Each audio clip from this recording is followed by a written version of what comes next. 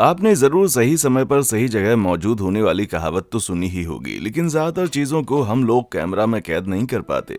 ऐसी चीजें जो कि इत्तेफाक होती हैं, अगर कैमरा पर कैद कर ली जाती हैं तो उसका मजा ही अलग होता है। और ऐसा हमारे पास मोबाइल मौजूद होने की वजह से काफी ज्यादा आसान हो गया है। फिर भी कई चीजें ऐसी कैप्चर हो जाती हैं जो कि सबको हैरान कर देती हैं। तो आइए जरा इन्हीं कुछ कैमराज पर कैद हुई हैरान कर देने वाली अविश्वसनीय चीजों को देखते हैं। क्रेन का क्रैश होना। जब भी हम किसी एक्सीडेंट के बारे में सुनते हैं तो हमारे दिमाग में सबसे पहले गाड़ियां ही आती हैं, लेकिन हम में से किसी के भी दिमाग में क्रेन के एक्सीडेंट के बारे में कुछ भी नहीं आता। लेकिन ये जानकर आपको शायद हैरानी होगी कि क्रेन का भी एक्सीडेंट होता है, जैसे कि हम इस वीडियो में देख पा रहे हैं, जो कि 2015 में एक नीदरलैंड के ब्रिज के बनाते हुए हुआ था। तो अब आप देख सकते हैं कि असल में उसको टेंडम लिफ्ट ऑपरेशन बोलते हैं, जिसके दौरान ये एक्सीडेंट हुआ था।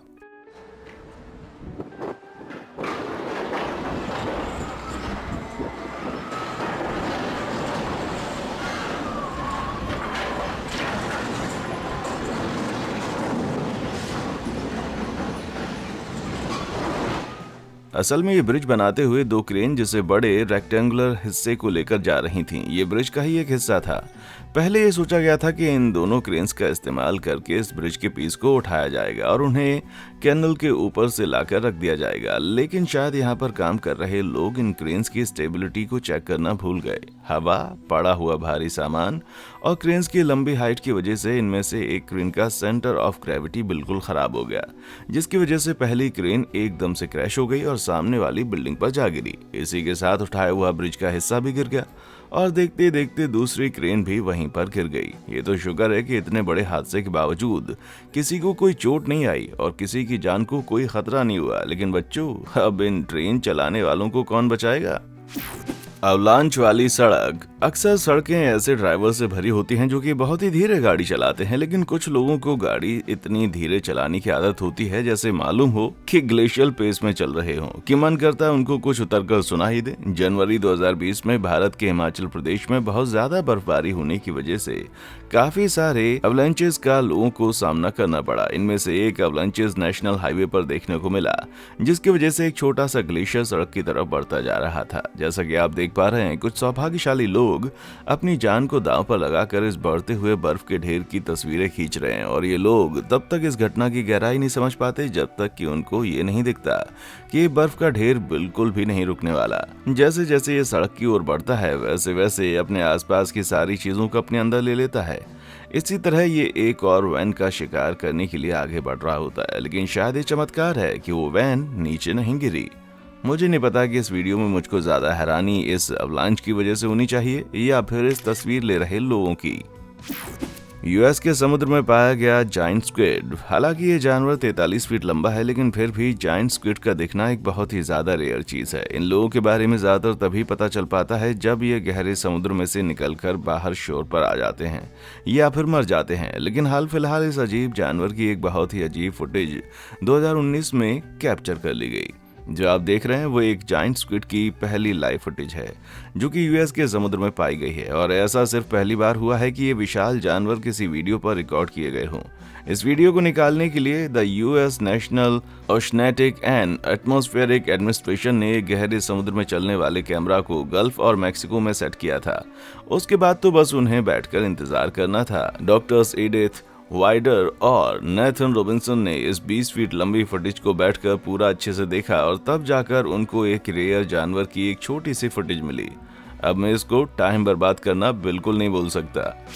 पैराग्लाइडर और मिट्टी के बवंडर का सामना। ये तो आपको कोई भी नहीं बोलेगा कि पैराग्लाइडिंग करना एक बहुत ही सेफ चीज है, क्योंकि अक्सर ऐसी एक्टिविटीज ऐसे रिस्क के साथ आती हैं जिनके बारे में शायद आप सोचना भी ना चाहें। जरा आप इस वीडियो की तरफ देख लीजिए, जो कि साल 2017 में कैप्चर की गई थी। देखने पर तो ऐसा लगता है जैसे यहाँ पर कुछ गलत नहीं हो सकता, लेकिन अगर आप इस वीडियो में ध्यान से देखें तो आपको कुछ पैराग्लाइडर विंग्स खुद ब खुद ही इस पहाड़ी पर हिलते हुए दिखेंगे।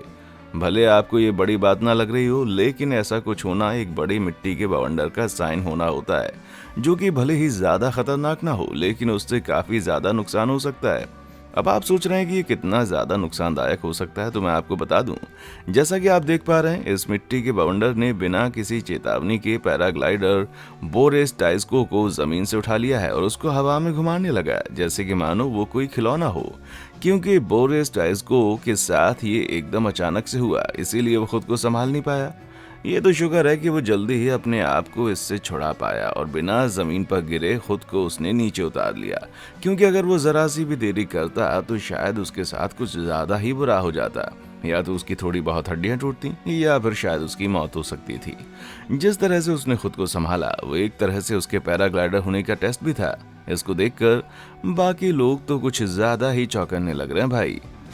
स्पेंटिक पत्थरबाजी। ऐसा हर दिन नहीं होता कि हम लोग मौत के मुंह से निकलकर बाहर आएं, लेकिन ऐसा ही कुछ हुआ शान अनवर के साथ और उसके पास उसको साबित करने के लिए एक वीडियो भी है। स्पेंटिक पाकिस्तान के गोल्डन पीक पर चढ़ते समय शान और उसके कुछ दोस्त थोड़ी देर के लिए आराम करने के लिए एक पहाड़ के बेस कैंप में रुके, लेकिन जैसे ही वो आराम करने के लिए रुके एकदम से वहां पर बहुत तेज आवाजें आने लगी और पत्थरबाजी होने लगी। और यहाँ पर बात छोटे छोटे पत्थरों की बिल्कुल नहीं हो रही।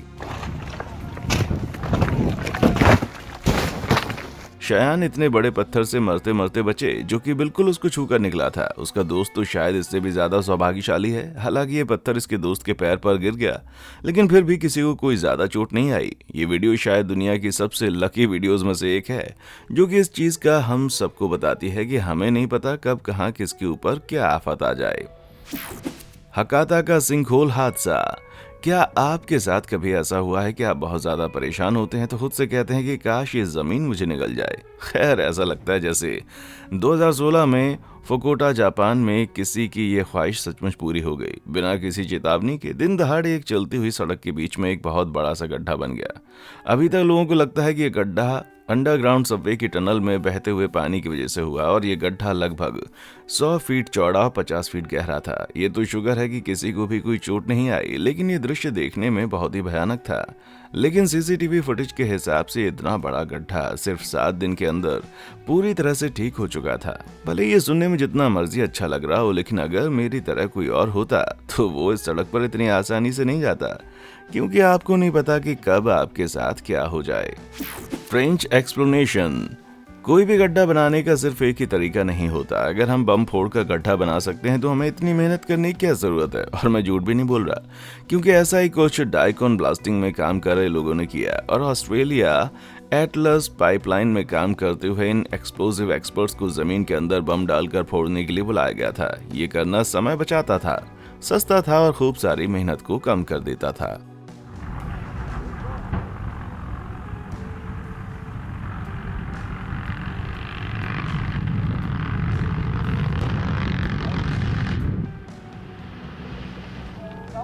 वीडियो को देखने पर ऐसा लग रहा है जैसे कि जमीन के नीचे से कोई बहुत बड़ा जानवर रेंगता हुआ आ रहा है। इससे मुझे एक बहुत ही जबरदस्त आइडिया आया। मैं ये वाली वीडियो उठाकर वेबसाइट पर डालने वाला हूँ, जहाँ पर मैं इस वीडियो के बारे में लोगों को कुछ नहीं बताऊंगा। अब तो ये लोग ये सोचते हुए पागल हो जाएंगे कि भैया आखिर ये चीज क्या है।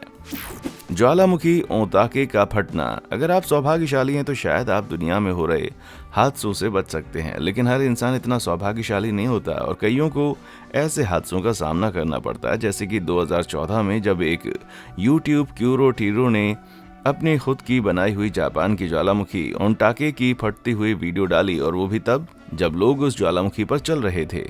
इस वीडियो में आपको जो काला धुआं दिख रहा है वो असल में एक फेरेटिक इरप्शन है, जो कि एक जल रहे ज्वालामुखी में से निकल रही चीनी मिट्टी की वजह से बनता है, जिसके अंदर खूब सारा गंध और मिट्टी होती है। हालांकि वीडियो में हमें कोई लावा नहीं नजर आ रहा, लेकिन इसका मतलब ये नहीं है कि यहाँ धुआं खतरनाक नहीं है। ये धुएं के बादल बहुत ज्यादा गर्म होते हैं और कुछ ही सेकंड में किसी भी इंसान को मार सकते हैं। जैसे कि आप देख पा रहे हैं, ये धुएं के बादल बहुत तेजी से आगे बढ़ रहे हैं और कुछ ही समय में ये सभी लोगों को घेर लेंगे और उनको वहीं पर मार देंगे। केरोटेरू ने इस वीडियो की डिस्क्रिप्शन में लिखकर बताया कि किसी तरह उन्होंने इस छोटा सा घर को ढूंढ लिया, जहां पर रुककर उन्होंने चैन की सांस ली और फिर उसके बाद वो इस पहाड़ से नीचे आ गए। इस तस्वीर को देखकर आप समझ गए होंगे कि ये धुआं कितना ज्यादा खतरनाक है और अक्सर इसके बाद लावा निकलता है। तो भैया मैं तो बस यही कहूंगा कि केरोटेरू एक बहुत ही लकी इंसान है जो कि इस हादसे से बचकर बाहर आ गए। लावा से बना हुआ डोम। ज्वालामुखी फटना वैसे ही एक बहुत भयंकर चीज है, लेकिन सोचिए अगर आप कुछ ऐसा देख लें जिसकी आपने उम्मीद ना की हो तो आपका क्या हाल होगा। ज्वालामुखी देखने में डरावनी तो होती हैं, लेकिन कभी कभार सुंदर भी दिखते हैं। जैसे कि इस तस्वीर को ले लीजिए। 1969 में हवाई किलाउए ज्वालामुखी के फटने के समय ली गई थी, जिनमें कि हमें एक बिल्कुल सिमेट्रिकल लावा डोम नजर आ रहा है, जो कि तब बनता है जब पिघल रहे पत्थरों के बीच में गैस के बुलबुले बनने शुरू हो जाते हैं। ये तस्वीर तब और भी ज्यादा सुंदर लगती है जब हमें पता चलता है कि असल में ये डोम 65 फीट लंबा था। इसका मतलब तो ये हो गया कि अगर हम 9 शैक्विले ओनील को भी एक के ऊपर एक खड़ा कर देंगे तब भी शायद ये उनसे बड़ा हो जाएगा। लेकिन इससे भी ज़्यादा चौंका देने वाली बात तो ये है कि जब ऐसा कुछ होता है या फिर ऐसे डोम्स बनते हैं तो वो कई बार 1640 फीट लंबे हो जाते हैं। हे भगवान, जरा सोचिए, 234 स्क्वैश, ये लावा है या क्या है? कॉनवेयर 340। कई लोगों को अलग अलग तरह की चीजों से डर लगता है, लेकिन इन हवाई जहाज में बैठने वाले लोगों को अब प्लेन के इंजन में आग लगने का भी डर रहता है। और ये वीडियो प्लेन के अंदर बैठे हुए एक व्यक्ति ने बनाई है। ये व्यक्ति 2018 में प्लेन कॉनवेयर 340 में साउथ अफ्रीका प्रेटोरिया वंडरबूम एयरपोर्ट से बैठा था।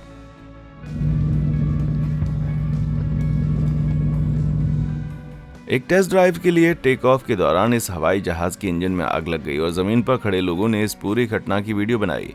किस तरह से इस हवाई जहाज में से धुआं निकल रहा था। यह हवाई जहाज इस तरह से बनाए गए थे कि किसी भी इमरजेंसी के समय पर इनका सिर्फ एक इंजन ही इस्तेमाल हो, लेकिन फिर भी इनकी लैंडिंग आराम से हो जाए।